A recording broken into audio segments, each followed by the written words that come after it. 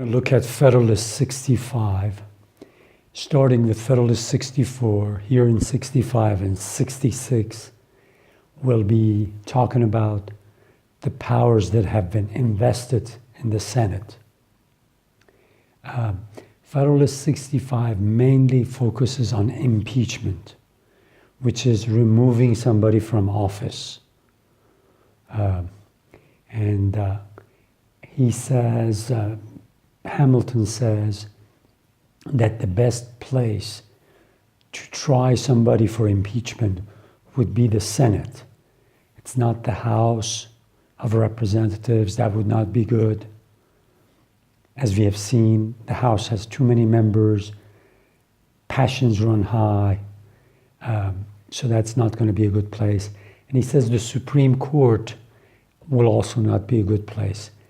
In the paper, he himself says that they just don't have the authority to do that by themselves. Because when you impeach somebody you're just throwing them out of office and they'll never get public office anymore. So it's a big deal. And another thing that he says, looking at the constitution of some of the states right now, in 1787, says a lot of them are reflection of what the British do. In the British system, the House of Commons accuses somebody of a crime or misdemeanor or some wrongdoing that they brings up the impeachment case, and then the House of Lords tries that person. In the same way, here in this Constitution,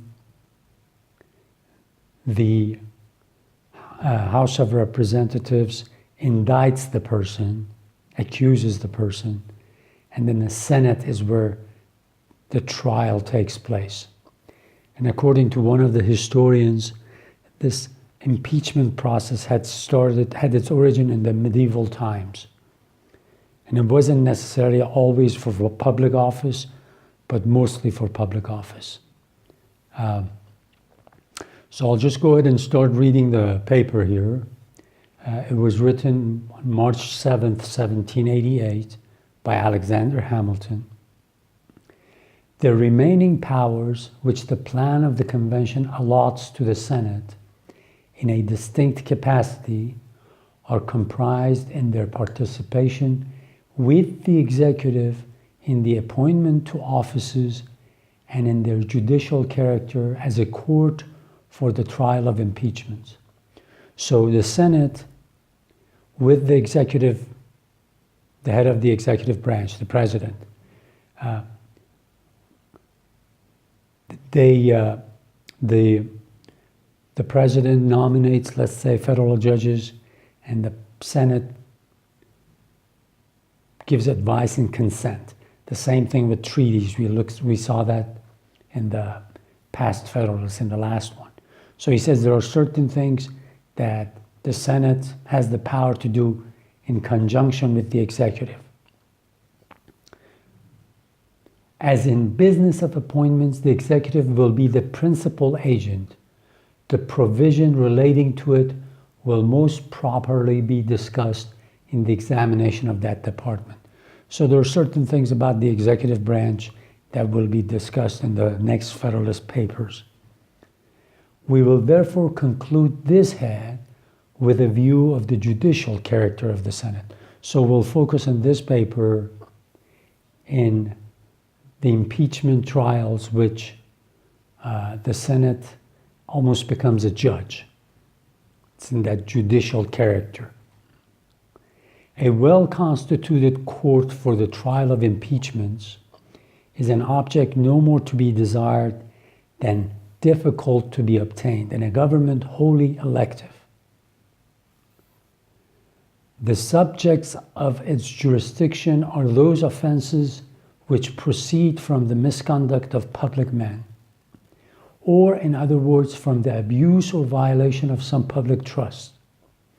They are of a nature which may, with peculiar propriety, be denominated political, as they relate chiefly to injuries done immediately to the society itself. The prosecution of them for this reason will seldom fail to agitate the passions of the whole community and to divide it into parties more or less friendly or inimical to the accused. In many cases, it will connect itself with the pre-existing factions and will enlist all their animosities, partialities, influences, and interests on one side or on the other. And in such cases, there will always be the greatest danger that the decision will be regulated more by the comparative strength of parties than by the real demonstrations of innocence or guilt. So right off the bat, he comes and says, this is going to be highly charged, very difficult for a community, for a country to go through. So because of that, it just keeps on showing its importance, and that's why the Senate is a good place, good assembly for the trial of impeachment. So the House indicts, the House of Representatives accuses, but the Senate tries. It's like a trial. That's where the trial takes place, as where the guilt or innocence is found. The delicacy and magnitude of a trust which so deeply concerns the political reputation and existence of every man engaged in the administration of public affairs speak for themselves. This is so important because you're talking about the dignity and somebody's behavior while they've held office.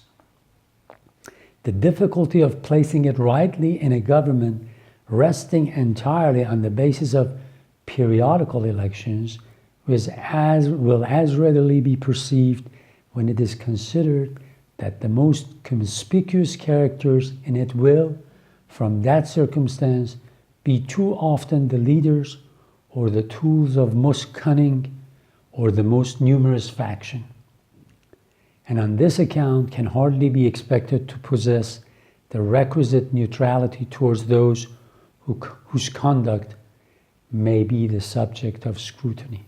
He says the fact that we have a representative democracy makes it sometimes even a little bit more difficult, because every once in a while, every so often, you'll have elections, and some of these people who are going to be elected sometimes will be directed to go for the impeachment of a person or not. So it becomes really, really political at times. The convention, it appears, thought the Senate the most fit depository of this important trust. Those who can best discern the intrinsic difficulty of the thing will be least hasty in condemning that opinion.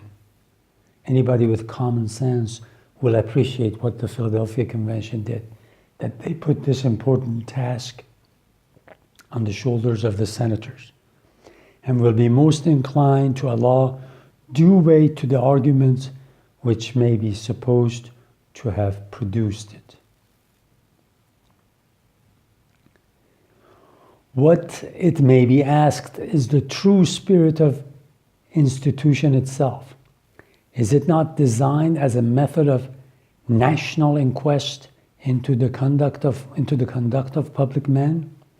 If this be the design of it, who can so probably be the inquisitors for the nation as the representatives of the nation themselves?